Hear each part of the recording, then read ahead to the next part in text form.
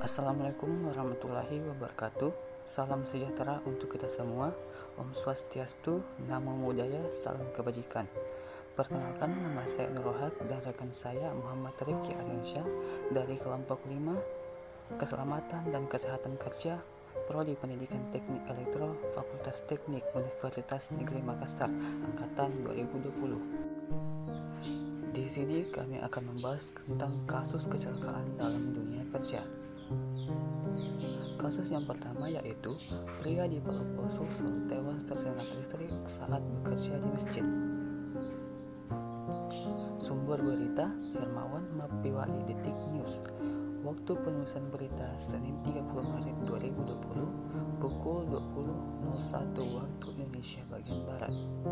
Kronologi kejadian: Palopo, buruh bangunan bernama Andi Asdar, 32 tahun, tewas tersengat listrik saat bekerja di sebuah masjid di Palopo, Sulawesi Selatan. Baja ringan yang dipegang korban tak sengaja menyentuh kabel induk milik PLN. Iya, betul, korban meninggal karena kecelakaan kerja tersengat aliran listrik, ujar Kasat Reskrim Polres Palopo AKP Ardi Yusuf kepada Detikcom Senin 30 Maret 2020.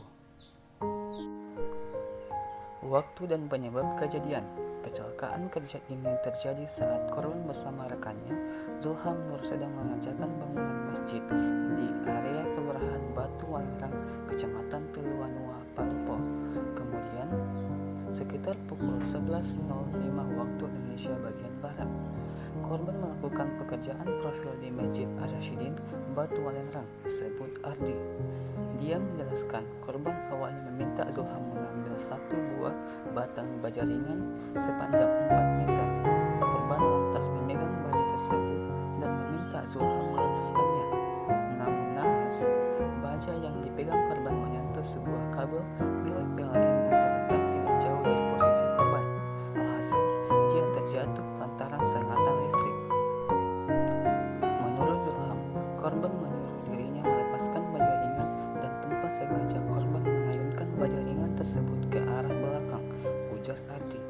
Kemudian, baja ringan tersebut mengenai kabel induk PLN yang tidak jauh dari korban karena jarak korban dengan kabel induk PLN cuma sekitar 2 meter, sambung Ardi.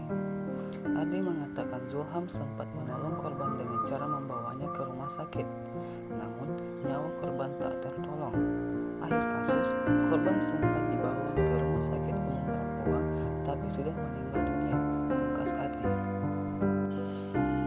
Kasus kedua, satu pekerja tewas di plant nuklir Jepang. Seorang pekerja di plant nuklir Fukushima Daiichi, Jepang, ditemukan tewas setelah jatuh ke dalam tangki penyimpanan air.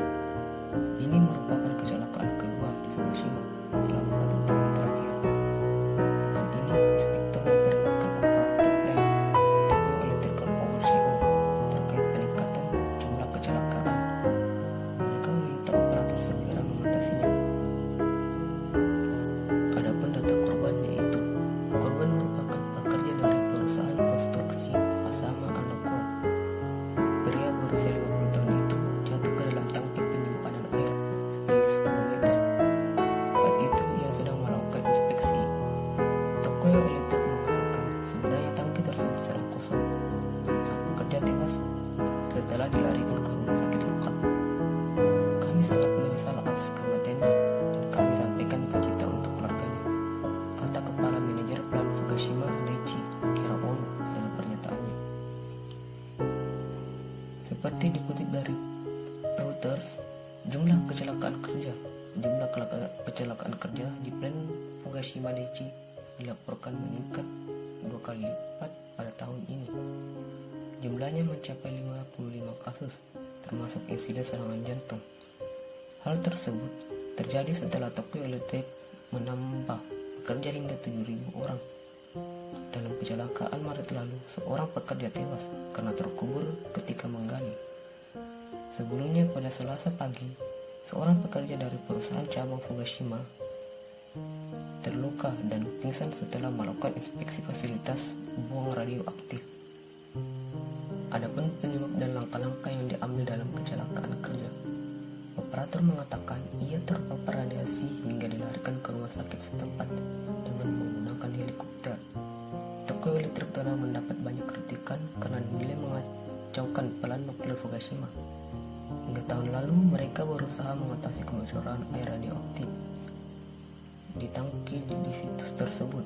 Mereka berjanji akan memperbaiki situasi. Selain masalah keselamatan kerja, Reuters juga menemukan adanya penyalahgunaan buruh. Masalah yang dialami pekerja, mereka dibayar dengan upah rendah dan hanya sedikit penyelidikan terhadap kondisi kerja di pabrik. Ini bukan hanya tentang jumlah kecelakaan yang meningkat, ini kasus serius. Tokyo Electric harus memperbaiki situasi, kata Inspektur Buruh Lokal Katsuyoshi Ito. Sekian dari materi kami, kurang lebihnya mohon dimaafkan.